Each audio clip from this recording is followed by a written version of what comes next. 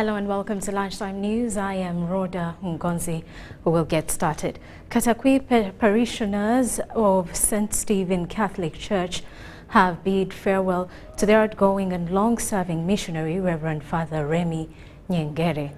Nyengere has served as the Dean of Katakwi and Parish Priest of St. Stephen Catholic Parish for 9 years, from 2015 to 2024. Vice President Major Retired Jessica Alupo yesterday joined parishioners of St. Stephen's Catholic Parish in Katakwi town in bidding farewell to their outgoing parish priest, Reverend Father Remy Nyengere, at St. Stephen's Secondary School. During a colorful ceremony, Vice President Alupo noted that it can never be a happy day, especially when he was thinking of Father Nyengere, because of the interpersonal relationship she has had with him. When we are welcoming the priest, we feel so happy and we own the priest. And yet we know that if that priest goes, they will give us another one, and the people who the priest is going to attend to will also be so happy. I'm sure there will be big happiness in Arusha, and that happiness will be our happiness. The Superior General should hear this. He has visited us in our homes, at home, not waiting for us to come to church. He has visited us in homes, town council homes here, but also village homes, churches. Alupo welcomed the incoming parish priest, Reverend Father Olivier Wayesu, and promised to offer the same support they have been giving Father Nyengere in terms of administration and all programs of the church. She lauded the cordial relationship between government and the church, saying government will continue working very closely with all religious institutions and leaders across the country. She also thanked him for spreading the word of God across the world. In his speech, Father Nyengere thanked Vice President Alupo and the Christians for their overwhelming support during his stay in Katakwi and promised to keep Katakwi at heart. I don't know how to say thank you.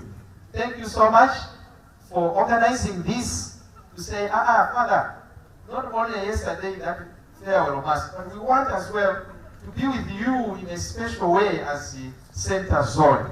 God bless you. God bless your efforts. God bless you in this new year, 2024. The superior of the congregation in Uganda, who doubles as the rector of Namgongo Shrine, Vincent Lubega, appreciated the vice president for being a true friend of the church without discrimination. But I've never met a government which works so close with the church. I'm not doing any politics, but I'm speaking my experience, okay? I think those who know Namgongo in 2015 at the beginning, you know. Again, we partnered with the president.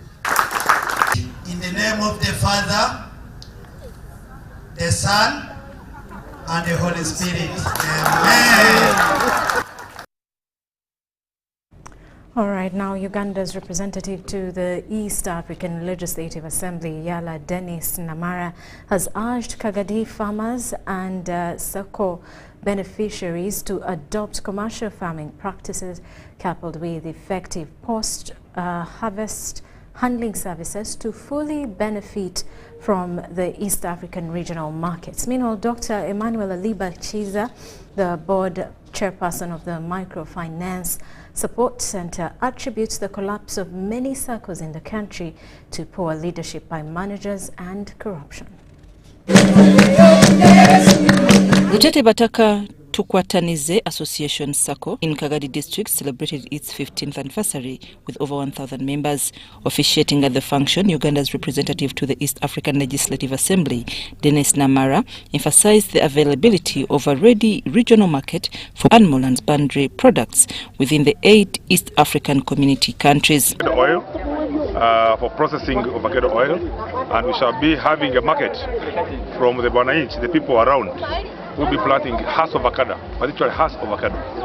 And I'm happy to hear that the district has already put 45,000 seedlings in April, March, April for the people. Namara highlighted recent bans on Uganda's agricultural products such as maize in Kenya and South Sudan due to aflatoxin materials, urging farmers to invest in proper storage facilities. I want to request our farmers, please ensure that you look after your maize, harvest it properly, make it dry properly, and keep it properly to ensure it does not have aflatoxins. If it has aflatoxins, it means the regional market will not be beneficial to our people. Because Ezra Musinguzi, the chairperson of Rutete Bataka Tukwatanize Association, Lubatua, appeals for more support from the Microfinance Support Center. Have vote a road which is due to develop next year so that we get our offices, our own home, our own. In another development, during the commissioning of Hoima Taxi Bus Drivers Cooperative Society, Dr. Emmanuel Aliba Kiza, the board chairperson of the Microfinance Support Center, blamed the collapse of many SACCOs on poor leadership and corruption. As Microfinance Support Center, we take pleasure in seeing SACCOs develop, in seeing SACCOs move. When SACCOs are developing, we know cash is in the hands of the people. We'd like to increase cash among the population. We want money into the hands of people. Individualism. People want to work together. And when they get resources, they want to pull all the resources to themselves instead of putting resources to every member of the SACCO. So this is why some of our SACCOs, you find them are not working well. Humphrey Mugisa, the chairperson of the SACCO, says their aim is to tap into opportunities in the oil and gas sector. Had a vision of tour and travel, whereby Hoima is developing at a high speed, of which it has not been like that in the past. So we are in fact expecting to get some offices the other side where there is it called the Kabalega Airport. So some of the Hoima city leaders say the Hoima Bus Tax SACCO will help drivers to develop themselves.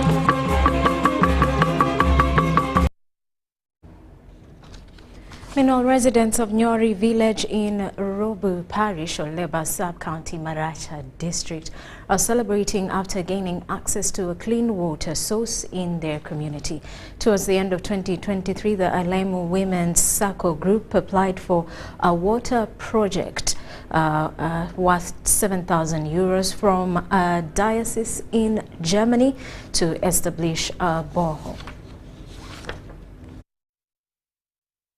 The villagers reported that their village has been grappling with water scarcity, especially during the dry season when they rely on water from vulnerable streams, exposing them to waterborne diseases. After the formation of the Aliamu Women's Group in 2021, the women set a goal to establish a clean water source in their area. The challenge we had before, we have the wells, and you know when it rains, these wells are very dirty. You go and get the water, and at times some of these are running water. Somewhere somebody can use it for bathing, and that water flows. For us, innocently, you go and fetch and use it for cooking. Yo kwa mani mfuru teke yes raba radalani ke yini matai para kene muka kwa ya azo azite yu ndivu deke amabiki kiswo menge like typhoid larke. Having successfully secured funds from Welt Catch, Storm Mange, a diocese in Germany, the establishment of the borehole has significantly eased access to clean water for the community. So now, like this borehole, at least it has improved us so greatly. James Anguzu, the health assistant at Oleba Health Center 3, highlighted that the current challenge in Oleba sub-county revolves around sanitation and wash due to limited access to clean water sources. Right now we have the current challenge, that is the issue of sanitation and the wash.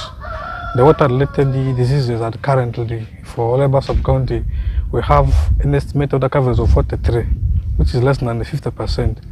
Going to the issue of sanitation, we have a very poor coverage, which is also gives us around 57. So we need to have some at least improvement in this. During the commissioning ceremony where the borehole was blessed, Reverend Father Peter Debo, the Executive Secretary for the Doctrine of the Faith at the Uganda Catholic Secretariat, expressed gratitude, describing the project as a significant contribution. Yes, I think this is an eye-opener for us. We could and we are capable of doing this kind of stuff. It is a question of how we put our resources to use. And just like the Pope advocated in that document I studied, you know, whatever God has created is for the good of. Far as they are, they still went ahead and undertook this kind of project for people they even don't know. He thanked friends in Germany for their generous support. Joseph Fodamam, UBC News in Maracha.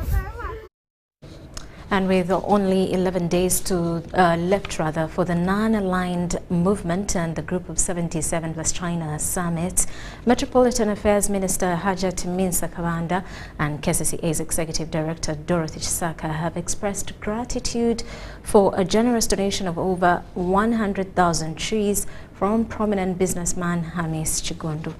This contribution aims to bolster the city's ambitious greening and beautification efforts. President Yoweri Museveni has assumed the chairmanship to host these prestigious events, succeeding the President of Azerbaijan.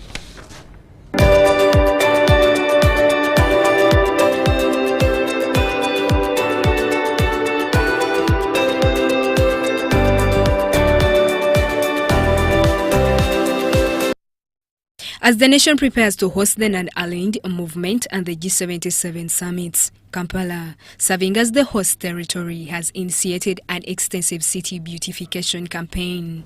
Property owners in Kampala's Central Division have been encouraged to enhance the aesthetics of their buildings and surroundings. The campaign commenced with property owners on Kampala Road and Entebbe Road taking the lead in painting the houses, greening and improving frontages, aligning with the notice issued by the KCCA. In furtherance of this initiative, Minister Hajat Minsa Kawanda and KCCA Executive Director Dorothy Chisaka have officially received the substantial donation of over 100,000 royal palm trees from Hamis Chigundu, a prominent city businessman aimed at contributing to the city's greening efforts. All other business people to come and assist us instead of criticizing us, because Kampala is for everybody, and it's not for the president, it's not for the minister for Kampala. Property owners have been urged not only to paint their buildings but also focus on enhancing walkways, addressing manholes and ensuring the overall cleanness of their properties. We have 4 things that we are telling everybody in Kampala. The first one is clean your frontage. The second one, green. The third one, paint. And the fourth one, pave. If everybody does their little part, our streets are going to look very, very smart. City businessman Hamis Chigundu has appealed to every Ugandan to actively participate in transforming the city into a vibrant and visually appealing hub. Why should we be so attracted to those cities where we usually go for visiting and holidays? Yet we can still do the same in our city, Kampala. It is under that these guys and that attractive nature we've seen outside have decided to sincerely also do the same and donate these 100,000 trees to Kampala Capital City Authority. The assessment of the works assigned to KCCA in readiness for the NAM and G77 plus China summits now stand at 90%. And as far as from our assessment, we have observed that most of the works are ready. In terms of readiness, I think we are ready as KCCA. I would put the progress so far overall at between 80 to 90%. Uganda has a significant platform to showcase its development initiatives, share best practices, and seek support for its national development agenda by hosting these 2 summits, the NAM and G77 plus China. This opportunity can attract investment and technical assistance from NAM member states and other international partners. Justin Nakami, UBC News. To take a quick break. When we return, more details.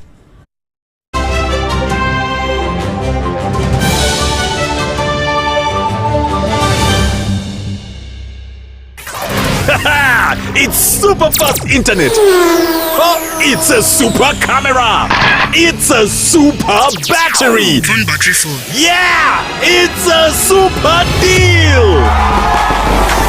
Get the Capote Super from MTN now at a reduced initial deposit of only 49,000 shillings and pay the balance in Pola for as low as 833 shillings per day. Grab this Super Capote deal and get 2 GB of free MTN data every month for 8 months. Get the Capote Super now from any MTN shop countrywide. Everywhere you go, MTN. Regulated by UCC. In this family, we can't agree on anything. We can't even agree on what to watch. All the games to play.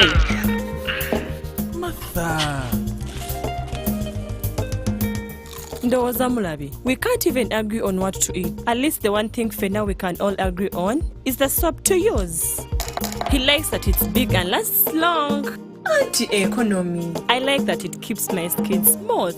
Ate alina echovu. And the children like that. It smells amazing. Everyone is happy. Movit soap comes in 4 fantastic flavors. Movit family soap is truly soap for the whole family. Movit. All day confidence. Amos Wekesa is a spirited and devoted advocate and champion for Uganda. His never-ending optimism, curiosity, and passion for all things Ugandan can be felt in every tweet and interaction. Amos also puts his money where his mouth is by investing in domestic tourism so that people get a feel of what Uganda has to offer. Amos, a grateful nation thanks you. You are unstoppable. MTN, the Unstoppable Network, celebrates you. Visit GreatLakesSafaris.com and together, let's support Ugandans like Amos who are driving our country's unstoppable progress.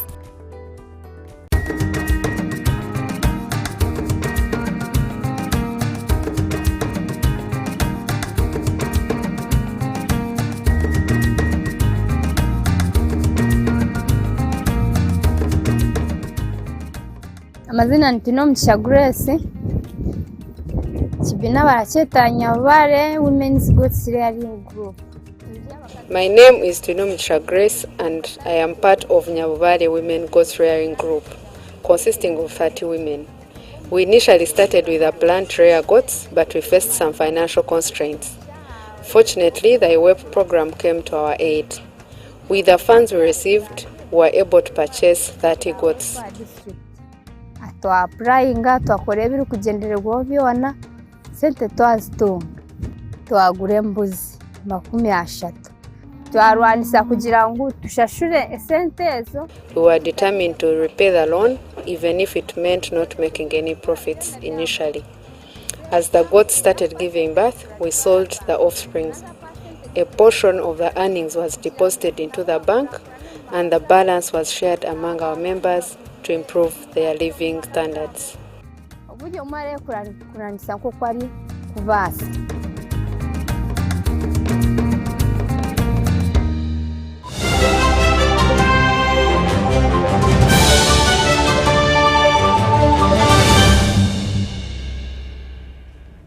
Welcome back. You are still watching Lunchtime News. In response to the failure of contracted companies to remit collected revenue, Mbale City Council has halted the collection of street parking, promotion, advertising and loading and offloading fees in the Central Business District of the Industrial City Division. This decision, prompted by a loss of nearly 200 million shillings, addresses the financial setback affecting city services. Mbale City PR Officer James Kutosi emphasized the director's responsibility for the financial lapse, having neglected revenue remittance for the past 4 months. If money is being paid by the public and then the city is not receiving the money, it means the city is not accounting for the money that is being what? Raised. That is how the authorities have come up and now asked the general public that as of now, with effect from today, as we say this, there is no paying of street parking, there is no paying of loading and offloading, there is no paying of advertising. James Kutosi, the Mbale City Public Relations Officer, stressed that the non-remittance of revenue collection has severely compromised service delivery, impacting road infrastructure, street lighting, traffic management and other essential services. You look at a lot of garbage. You go to Palisa Road. Right today, there is on the islands, there is garbage accumulated there. All these things come around because money that is meant to be doing those things, instead of getting money, buy more equipment, do what? We are not seeing money. Kutosi also disclosed Mbale City Council's intention to expand its tax base to acquire its road equipment, aiming to address the challenge posed by the poor state of roads in the city. And we are saying in this financial year, there are plans of acquiring a grader. When we talk about acquisition of a grader, it means we are looking at these earth roads, Maram roads, to be helped. Meanwhile, the director of Madrid Contractors, Bilia Sadat, clarified that his company has been consistently remitting revenue using an electronic payment system. They could always issue us spare codes every month for 6 million, and we have always been remitting, not even saying that we have not paid. According to city authorities, the directive prohibiting contractors from collecting fees in the highlighted areas will remain in effect until the council resolves the irregularities in the revenue department.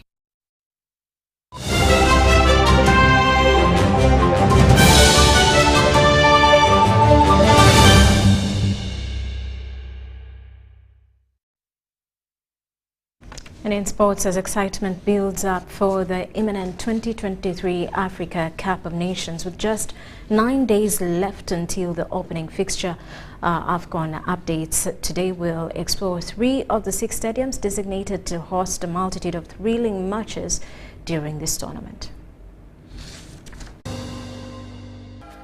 6 stadiums spread across 5 Ivory Coast cities, Boku, Kolhogro, San Pedro, Yamoussoukro, and the capital Abidjan will be the focal points for football as the 2023 AFCON tournament unfolds from January 13th to February 11th, 2024. The largest of these, the Alassane Ouattara Stadium, also known as the Olympic Stadium of Mbappé, located in Abidjan, boasting a 6,000-seater capacity, will host the opening game, Group A and Group B matches, round of 16, semi-finals, and the finals. Named after Ivory Coast's current president, the stadium's construction commenced in 2016 and was inaugurated on the 3rd of October 2020. The stadium features world-class amenities, including an athletics track, conference facilities, gyms, auditoriums, VIP areas, among others. Stadium of Peace, Stade de la Paix, Boku, with a 40,000-seater capacity, will host Group D and Group C games, round of 16, quarterfinals and semi-finals. The venue, one of Ivory Coast's oldest stadiums, witnessed a dramatic 5-4 penalty win by Cameroon against Algeria in the 1984 Total Energies AFCON semi-final, where the indomitable Lions eventually claimed the title.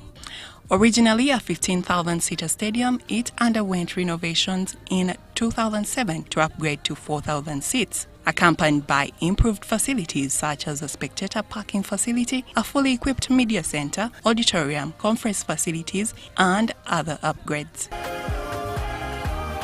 Felix Houphouët-Boigny Stadium in Abidjan, with a 33,000 seating capacity, named after the founder of Côte d'Ivoire and the nation's first head of state, President Felix Houphouët-Boigny, is a heritage venue hosting Group B and Group A games, round of 16, quarterfinals, and the third-place playoffs. The multi-purpose stadium accommodates football, rugby, and athletics. Despite experiencing stampedes in 2009 and 2013, resulting in casualties, the stadium underwent comprehensive renovations to meet CAF standards, covering structural setup, seating, pitch, dressing rooms, hospitality suites, and more, ensuring readiness for the tournament.